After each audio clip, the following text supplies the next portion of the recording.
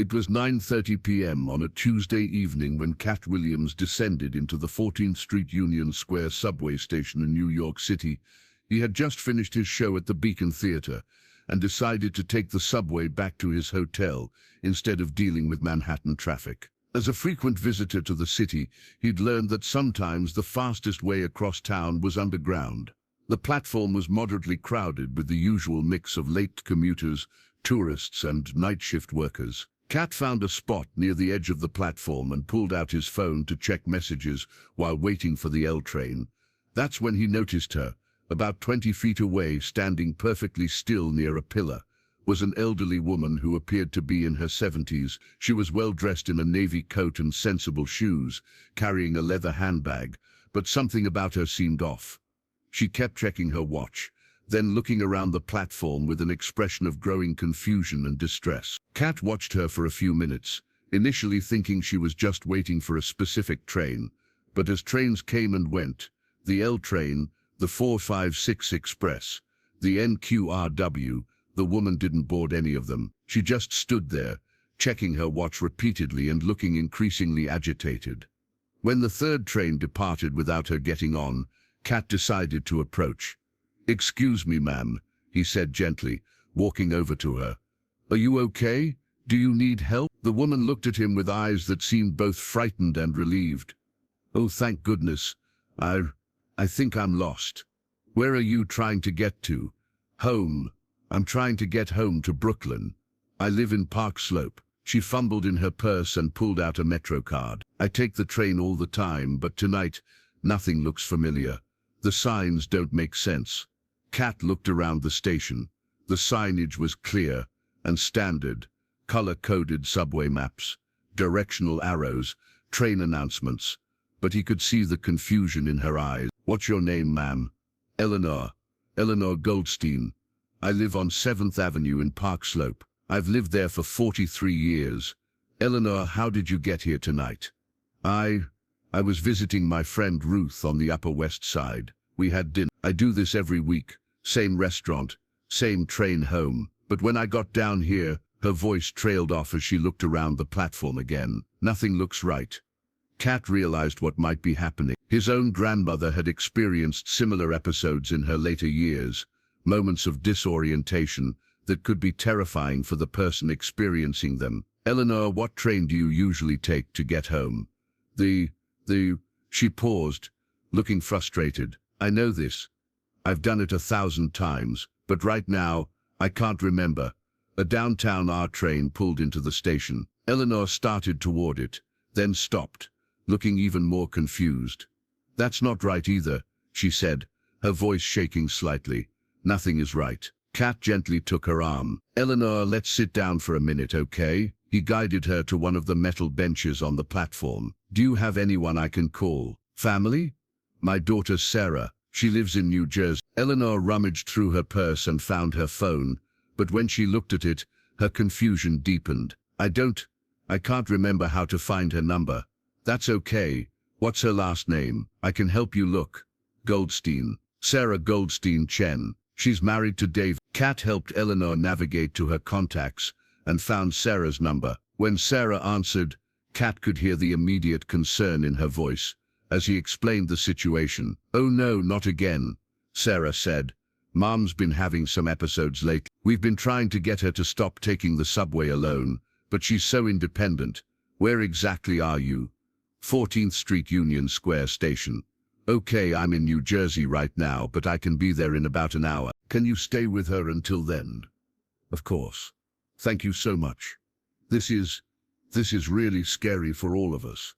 She gets so disoriented, but she won't admit there's a problem. After hanging up, Katt sat back down next to Eleanor. "Your daughter is coming to get you. She'll be here in about an hour." "Sarah's coming? But it's so late. She has to work tomorrow. She wants to make sure you get home safely."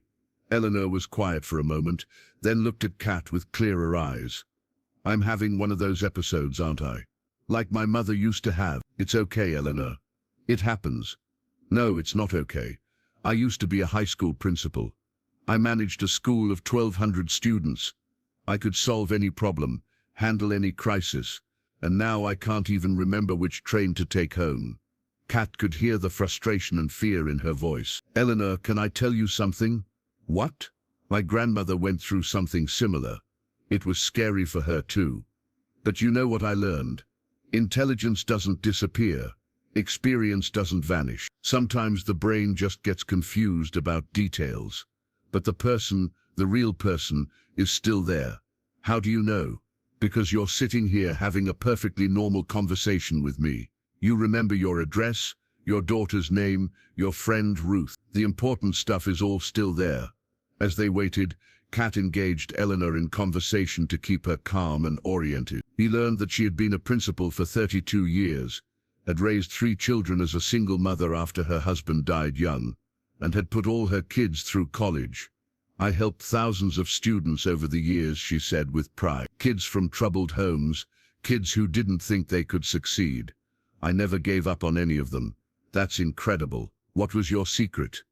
"I always told them that one bad day, or even one bad year, doesn't define who you are.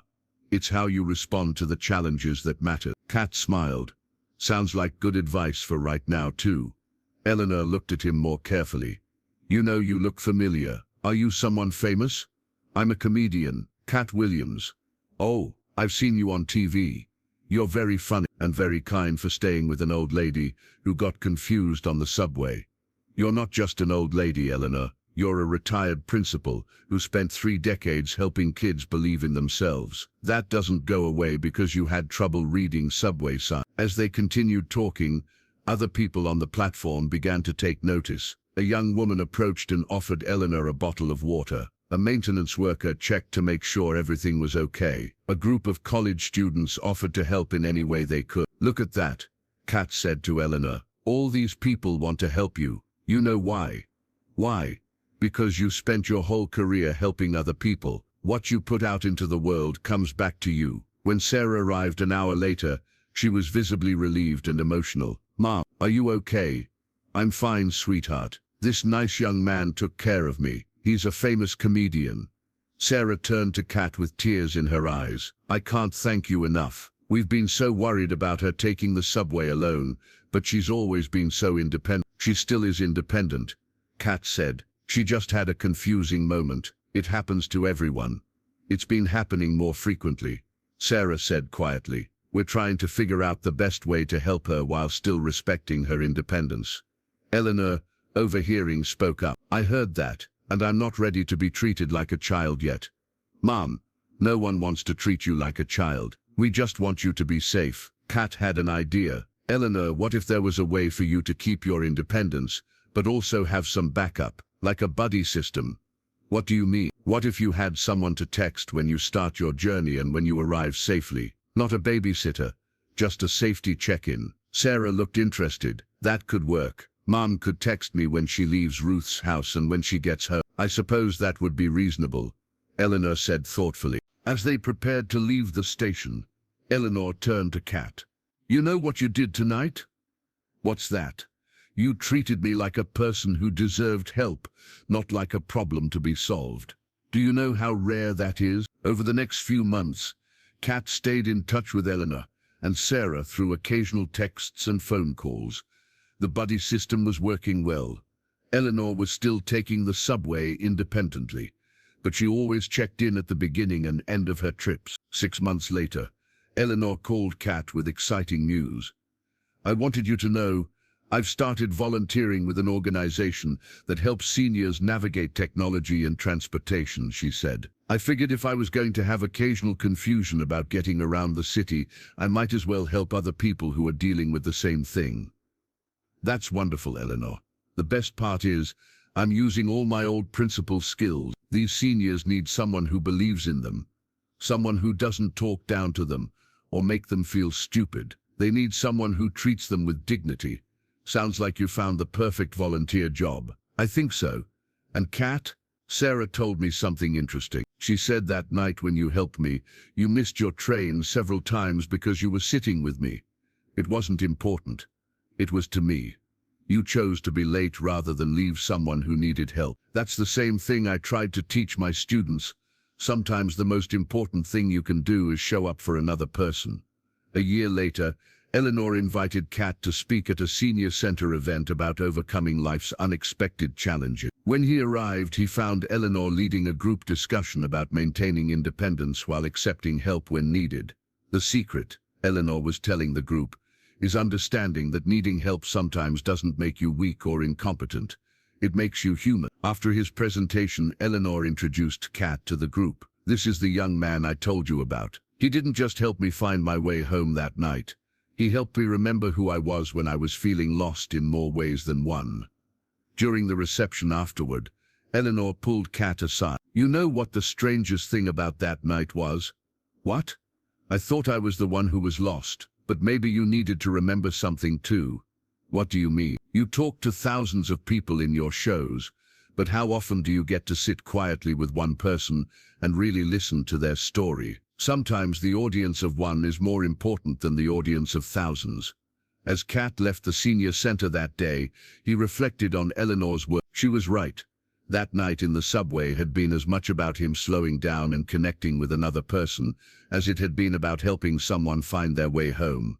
Because sometimes when you help someone else find their direction, you discover something about your own path too. And sometimes the most ordinary moments, sitting on a subway platform, waiting for a train, become the most extraordinary opportunities to remind each other that we're all just trying to get where we need to go, and we all deserve a little help along the way.